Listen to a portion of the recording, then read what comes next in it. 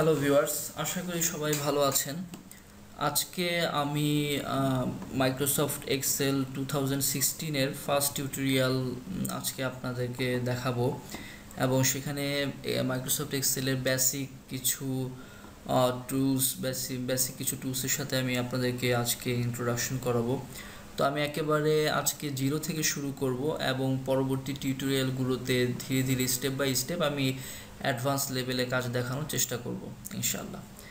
তো আমি শুরুতে স্টার্ট মেনুতে যে মাইক্রোসফট এক্সেলের একটি ব্ল্যাঙ্ক শিট ওপেন করি।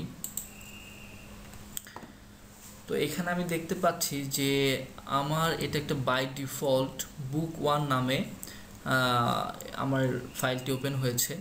তো আমি যখন এই এক্সেল ফাইলে কাজ করব তখন আমি যখন এটাকে সেভ করতে যাব প্রথম অবস্থায় আমি এখানে যখন সেভ ক্লিক করব তখন এখানে সেভ এজ দেখাবে যে আমি ফাইলটা আমি কোথায় সেভ করব। সো আমাকে ডেস্টিনেশনটা দেখাই দিতে হবে।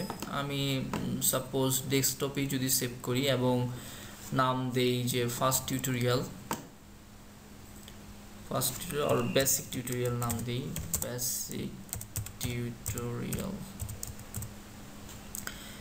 তারপর আমি এন্টার দিলেই আমার এটা সেভ হয়ে গেল এবং আমি দেখতে পাচ্ছি যে নামটা চেঞ্জ হয়ে বেসিক টিউটোরিয়াল হয়ে গেল। তো এর পরবর্তীতে আমি এখানে যত কাজ করব তখন আমি শুধু যদি সেভ বাটনে ক্লিক করি অথবা কিবোর্ড থেকে কন্ট্রোল এস দেই তাহলে আমার এই বেসিক টিউটোরিয়াল যেই নেমটা হয়েছে সেখানে আমার সবগুলো ফাংশন সব যা আমি যা কাজ করেছি সব কিছু বেসিক টিউটোরিয়ালের মধ্যেই সেভ হবে। আচ্ছা, এখন আমরা স্টার্ট করি। এখানে যে মেনুগুলো আছে সেগুলোর এক একটা এক এক রকম ফাংশন।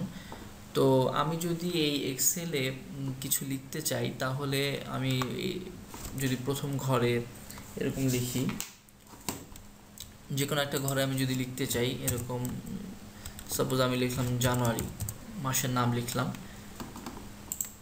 এর পরবর্তী ঘরে আমি যদি লিখতে চাই জাস্ট আমি এন্টার দিলে আমি পরবর্তী ঘরে চলে আসবো। সেখানে আমি লিখতে পারি ফেব্রুয়ারি। পরবর্তীতে আমি যদি এন্টার দিই পরবর্তী ঘরে আমি লিখতে পারবো। এখন আমি যদি এখানে জানুয়ারি ফেব্রুয়ারি এক্সেলে কাজ করার একটা সুবিধার মধ্যে একটা হচ্ছে যে আমি জানুয়ারি ফেব্রুয়ারি পরবর্তী মাস মার্চ আমি ইচ্ছা করলে ম্যানুয়ালি লিখতেও পারি, কিন্তু এক্সেলের ফ্যাসিলিটি যদি আমি নিতে চাই তাহলে আমি যেটা করতে পারি, আমি যদি এখানে আমার কার্সারটা এনে আমি এটাকে জাস্ট ড্র্যাগ করি তাহলে আমি দেখতে পাবো যে এটা অটোমেটিক এরকম জানুয়ারি থেকে ডিসেম্বর পর্যন্ত সে অটোমেটিক নিয়ে নেবে। ডিসেম্বর পর পরবর্তীতে সে জানুয়ারিও দেখাচ্ছে। তো সিকোয়েন্সিয়ালি এই জিনিসগুলো আমরা এরকম মাইক্রোসফট এক্সেল থেকে আমরা এই ফ্যাসিলিটি পাই। আমি যদি এখানে কোনো নিউমারিক নাম্বার লিখি 1 লিখি তাহলে পরবর্তী নিউমারিক নাম্বারগুলো আমি যদি সেমভাবে এরকম ড্র্যাগ করি, ড্র্যাগ করার পর আমি এখানে সবই 1 দেখতে পাচ্ছি। এই ড্রপ ডাউনে ক্লিক করে ফিল সিরিজ দিলে আমি দেখব যে আমার এই নিউমারিক নাম্বারগুলো সিকোয়েন্সিয়ালি চলে আসবে। সেমভাবে আমি যদি ডের নাম লিখি, যে স্যাটারডে লিখি, স্যাটারডে লিখি, দেন আমি যদি এভাবে টেনে নিয়ে আসি তাহলে আমি দেখব যে আমি পুরা সপ্তাহের নামগুলো এরকম সিকোয়েন্সিয়ালি আমি পেয়ে যাচ্ছি। এটা একটা ফ্যাসিলিটি আমাদের, এটা একটা সুবিধা মাইক্রোসফট এক্সেল ইউজ করার। এখন এখানে আমি যদি দেখি যে আমি এখানে বিভিন্ন লেখা লিখেছি, এগুলো যদি আমি ফন্টগুলো চেঞ্জ করতে চাই তাহলে আমি এখানে ড্রপডাউন বাটনে ক্লিক করলে আমি বিভিন্ন রকমের টেক্সটের ফন্ট আছে, আমি যে কোনোটা ইউজ করতে পারি। এখানে আমি যদি কোনো একটা ফন্টের এখানে কার্সার ধরি তাহলে এটার দেখতে কীরকম দেখায় সেটা আমি দেখতে পাবো যদি আমি এখানে যাই এরকম। সাধারণত অফিসিয়াল কাজে বা আমরা সাধারণত টাইমস নিউ রোমান এটা ইউজ করি অথবা ক্যালিব্রি ইউজ করে থাকি। এই যে টাইমস নিউ রোমান এটা ক্লিক করলে সমস্ত লেখাগুলো আমার এই ফন্টে চলে আসবে। আমার হয়তো বা স্প্রেডশিটে অনেক লেখা থাকতে পারে, তো সমস্ত স্প্রেডশিটের সমস্ত কলাম এবং সমস্ত রোগুলি সিলেক্ট করতে হলে আমি যদি এখানে ক্লিক করি তাহলে আমার সম্পূর্ণ স্প্রেডশিটটা এরকম সিলেক্ট হয়ে যাবে। তো আমি যত কাজ করব সব কিছু আমার এখানে এই একটা শিটের মধ্যে সেভ হবে। আমি যদি আরও অন্য শিটের মধ্যে অ্যাডিশনাল কাজ করতে চাই আমি এখান থেকে শিটগুলো প্লাসে দিলে আমার নতুন শিট অ্যাড হয়ে যাবে। হয়তো আমি মান্থ ওয়াইজ অফিসে কোনো কাজ করতেছি, আমার প্রথম শিটের নাম আমি যদি এখানে রাইট মাউস ক্লিক করি আমি রিনেম করতে চাই তাহলে আমি এখানে রিনেম করতে পারবো। আমি সাপোজ দিলাম যে এটা জানুয়ারি। এরকমভাবে আমি শীট 2 দিতে পারি ফেব্রুয়ারি, শীট 3 দিতে পারি মার্চ। আবার যদি আমি কোনো একটা স্পেসিফিক শীট ডিলিট করতে চাই, এখান থেকে আমি ডিলিট করতে পারবো। নতুন কোনো শীট যদি ইন্টারমিডিয়েটে আমি যদি চাই যে ইনসার্ট করবো, আমি এখানে ইনসার্ট করতে পারবো। আমরা এরকম বিভিন্ন ধরনের এখান থেকে ফাংশনগুলো ইউজ করতে পারি। এরপর আমি যদি আমার এই টেক্সটের লেখার সাইজটা, টেক্সটের ফন্ট সাইজ যদি বড় করতে চাই, আমি এখান থেকে স্পেসিফিক কোনো একটা নাম্বার দিয়ে দিলে সেরকমভাবে বড় হবে। অথবা আমি যদি সিকোয়েন্সিয়ালি বড় করতে চাই, আমি এখান থেকে এই যে আপার অ্যারোটা আছে সেটা ক্লিক করলেও আমার লেখাগুলো এরকম বড় হয়ে যাবে। চাইলে আমি এরকম ছোট করতে পারি। এরপর আমি যদি কোনো একটা স্পেসিফিক ঘরকে বা সবগুলো ঘরকে আমি চাই যে আমি কালার করব, হ্যাঁ, তাহলে আমি এখানে এই ঘরটা যদি আমি কালার করতে চাই, তাহলে আমি এখানে এই ফিল বাটনে গেলে আমি সেটা এরকম কালার করতে পারবো। আমি যদি অন্য কোনো কালার দিতে চাই, আমি এখান থেকে সিলেক্ট করতে পারবো।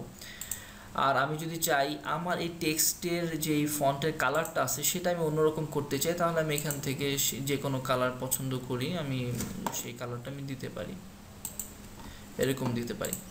এখন আমি যদি চাই যে আমি কোনো একটা লেখাকে, কোনো একটা স্পেসিফিক রোকে আমি চাচ্ছি যে বোল্ড করে লিখতে, এখানে লেখাগুলো বোল্ড হবে, তাহলে আমি এখানে যদি বিতে দিই এটা বোল্ড হয়ে যাচ্ছে। আমি যদি চাই যে টপ রোটাকে আমি একটু বাঁকা করে লিখবো, তাহলে আমি ইটালিক ফর্মে দিলে এটা বাঁকা হয়ে যাবে। আমি যদি চাই যে টপ রো বা যে কোনো রো হোক, আমি এটাকে আন্ডারলাইন চাই, তাহলে আমি ইউতে দিলে এটা আন্ডারলাইন হয়ে যাবে। এরপরে আমি যদি চাই যে আমার এই লেখাগুলি এরকম আমি কলামের ঘরের মাঝামাঝি আসবে, তাহলে আমি এইভাবে সবগুলো সিলেক্ট করে আমি যদি এটাতে দিই, তাহলে এরকম মাঝামাঝি চলে আসবে। এটা দিলে সাইডে চলে যাবে, এখানে দিলে আমি একেবারে বাম পাশে চলে আসবে। যেরকম চাই আমি সেরকম আমি করতে পারি। তারপরে আমি যদি এরকম এটাতে ক্লিক করে এখানে যে কোনোভাবে আমি যদি চাই এটাকে কাউন্টার ক্লকওয়াইজ অথবা ক্লকওয়াইজ, যে কোনোভাবে, যেটা ক্লকওয়াইজ হলো, আমি এভাবে চেঞ্জ করতে পারি লেখাগুলোকে। তারপরে এখানে আছে র্যাপ টেক্সটের কাজটা কি এটা আমি একটু বলি। যে এখানে আমি দেখতে পাচ্ছি যে একটা ঘর আছে, এখানে যদি আমি একটা সেন্টেন্স লিখি, I will go to college on tomorrow, তাহলে আমি দেখতে পাচ্ছি যে আমার এই লাইনটি একটি ঘরের মধ্যে নাই, এটি পাশের ঘরেও চলে গিয়েছে। কিন্তু আমি যদি চাই যে আমি এই একটা ঘরের মধ্যে পুরো লেখাটাকে রাখতে চাই, তাহলে আমি যদি র্যাপ টেক্সট দিই, তাহলে পুরো লেখাটা আমার এরকম একটা ঘরের মধ্যে চলে আসবে। যেহেতু এখানে আমি দেখতে পাচ্ছি যে লেখাটা টুমোরোটা এরকম যে ডব্লিউটা নিচের লাইনে চলে গেছে, সো আমি এটাকে যদি এইভাবে একটু টেনে দিই, তাহলেই আমার লেখাটা এরকম সুন্দর মতো হয়ে যাবে। আমি এটাকে এভাবে করে উপরে টেনে দিতে পারি যাতে দেখতে সুন্দর লাগে, আমি যেরকম চাই সেরকম করতে পারি এখান থেকে। তারপরে আমি যদি এখানে কিছু লেখা লিখি যে আমি এই তিনটা ঘরকে যদি একসাথে মার্জ করতে চাই, মার্জ করে যদি আমি একটা হেডিং দিতে চাই, তাহলে আমি এখানে মার্জ এবং সেন্টার লিখতে পারি। সেন্টার লিখে আমি এখানে দিতে পারি যে বেসিক টিউটোরিয়াল, আমি একটা যে কোনো একটা লেখাই লিখতে পারি। আমি এটা বোঝানোর জন্য লিখলাম যে বেসিক টিউটোরিয়াল। তো আমি এই চারটা ঘরকে আমি একসাথে মার্জ এবং সেন্টার দিয়ে আমি মার্জ করে দিলাম, তো এবং লেখাটা সেন্টারে চলে আসলো। চারটা ঘর মার্জ হলো এবং লেখাটা সেন্টারে চলে আসলো। আবার আমি যদি এক্সেলে যে কোনো একটা কিছু করার পর আমি চাই যে না আমার এটা ভুল হয়ে গেছে, আমি প্রিভিয়াস স্টেটে যাইতে চাই, তাহলে আমি কিবোর্ড থেকে Ctrl+Z দিতে পারি, অথবা আমি এখান থেকে এই আনডু বাটনটা ক্লিক করতে পারি, করলে এটা আমার আগের মতো হয়ে যাবে। দেন আমি এখান থেকে আরেকটা ফাংশন দেখাই, যে আমি যদি এখানে যেমন এখানে অনেকগুলো আমার রো আছে, আমি কোনো একটা স্পেসিফিক রো, এই 9 নম্বর রোটাকে সাপোজ আমি চাচ্ছি যে রাখবো না, আমার স্প্রেডশিটে আমি ডিলিট করে দিতে যাচ্ছি, দেন আমি রাইট মাউস ক্লিক করে ডিলিট করতে পারি। আমি চাচ্ছি কোনো একটা দুইটা কলামের মাঝখানে নতুন একটা আমি রো অ্যাড করব, দুইটা রোয়ের মাঝখানে নতুন একটা রো অ্যাড করবো, আমি এখান থেকে ইনসার্ট দিতে পারি। অথবা কোনো একটা রোকে আমি কাট করতে পারি, কপি করতে পারি, যে আমি যেরকম চাচ্ছি সেরকম আমি করতে পারবো এখান থেকে। আর এখানে আমি যদি চাই যে আমি এখানে অটোসামের ফাংশনটা দেখাই, আমি যদি এখানে নিউমারিক কিছু নাম্বার লিখি, যেমন এক্সাম্পল স্বরূপ আমি লিখতে পারি 5 দেন 10 দেন 15। আমি যদি চাই যে আমার এই নাম্বারগুলির একটা টোটাল আমি চাই, হ্যাঁ, টোটাল আমি যদি দেখতে চাই, আমি এখানে যদি টোটাল লিখি, এবং আমি যদি এই তিনটাকে আমি এইভাবে একসাথে সিলেক্ট করে এখানে অটো সাম দেই, তাহলে আমি দেখতে পাবো যে আমার এখানে অটোমেটিক সামেশনটা দেখাচ্ছে 15 প্লাস 10 25 প্লাস 5 30। সো আমি এটা এখানে আমি তিনটা নিউমারিক নাম্বার লিখছি। আমি যদি 3000 নাম্বারও লিখি, সবগুলো নাম্বারকে আমি জাস্ট এভাবে সিরিয়ালি আমি যদি সিলেক্ট করে আমি লাস্টে অটো সাম দেই, তাহলে আমি একটা সামেশন পেয়ে যাব। আমি যদি এক্সাম্পলের জন্য অন্য একটা শিট ওপেন করি, তাহলে দেখতে পাবো